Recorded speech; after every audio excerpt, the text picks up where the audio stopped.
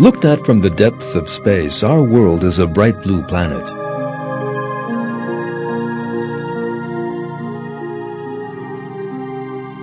The reason for this extraordinary color of the Earth is the water, which covers 70% of it.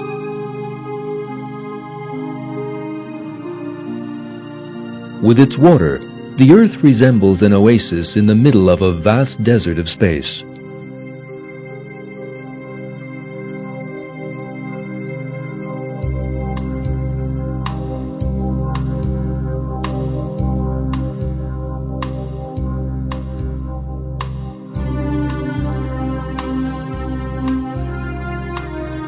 Life on Earth does not just consist of what we see on land.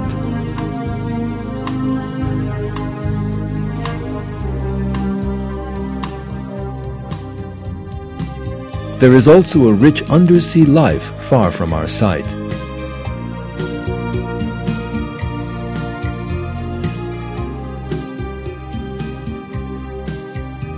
Each with its own unique design, the oceans are home to very different kinds of sea creatures. To such an extent, in fact, that the millions of species in the seas are little by little increasing with every new dive.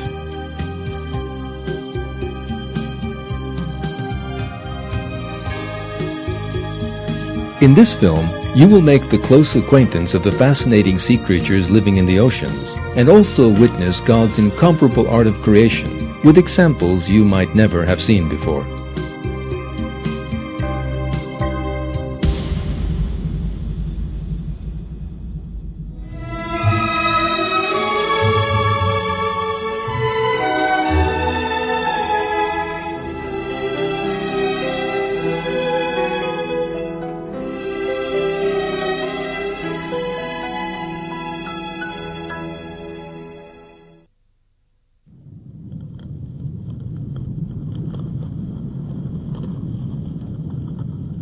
These white particles being carried along by the current are actually tiny living things.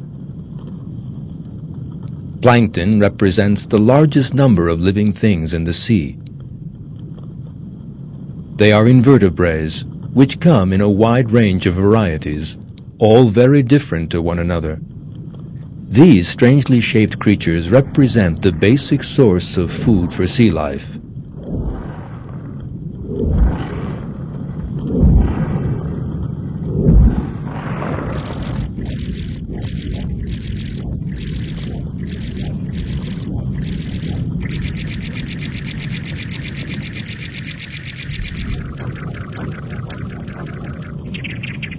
They are a rich source of protein for many sea creatures, from 100-ton whales to jellyfish.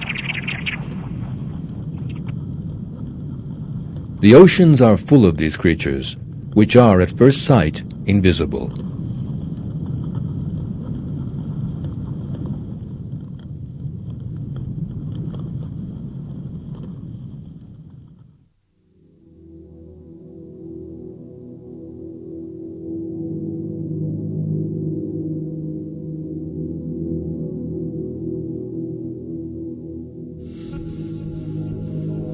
Spiny-skinned invertebrates are in the majority on the ocean floor.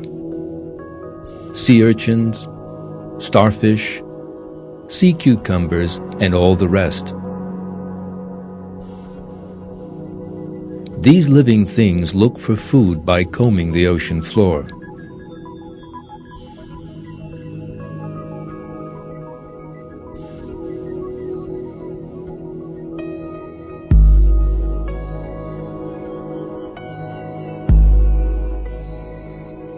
The sea urchin is an interesting-looking invertebrate. It has no hard shell to protect its soft body from predators, although it does possess a deterrent weapon, its spines.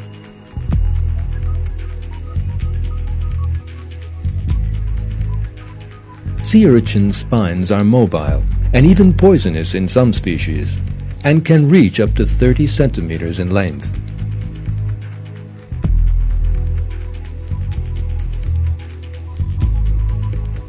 These tubular feet protruding from its body are the sea chestnut's invaluable limbs. These feet are both flexible and at the same time have a suction property. Using them, the creatures can easily cling to rocks and wander about the seabed.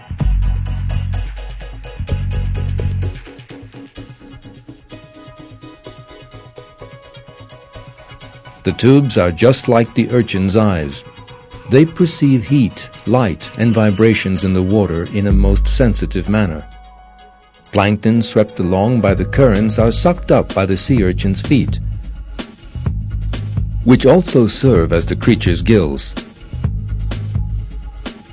Oxygen and carbon dioxide are exchanged here. The sea urchin's mouth is immediately underneath its body.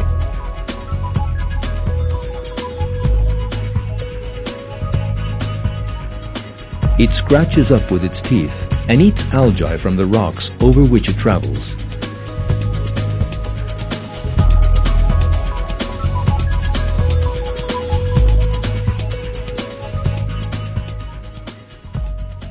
Sea urchin reproduction is a most fascinating time.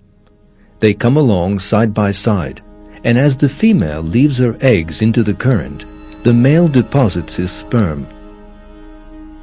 There are millions of these cells.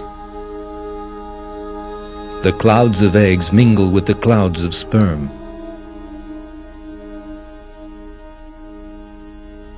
When one considers all the difficulties and dangers they will face, it becomes apparent why so many cells are given off.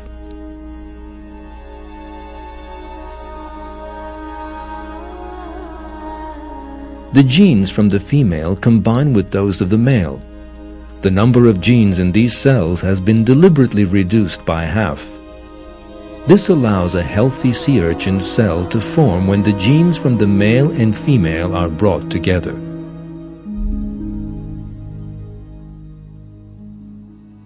When the male and female cells combine, the cells immediately begin to divide and multiply and to assume their various characteristics. These dividing cells later assume a larval form. The sea urchin's spiny extensions, tubular feet, digestive system, and divergent tissues continue developing during the larval stage. This is a scallop in the larval stage.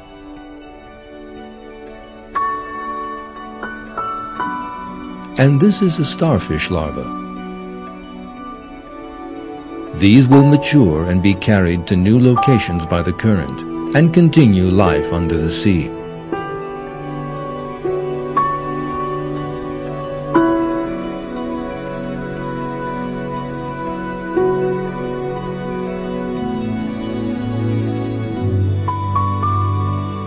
Who is it who determines the number of eggs and sperm cells? Who selects the timing and decides that the number of egg and sperm cell genes should be half that in the other cells? No creature living at the bottom of the sea can come by such information by itself. There is no doubt that it is the Almighty God, the possessor of infinite might and knowledge, who gives shape to the sea urchin and determines every stage of its life.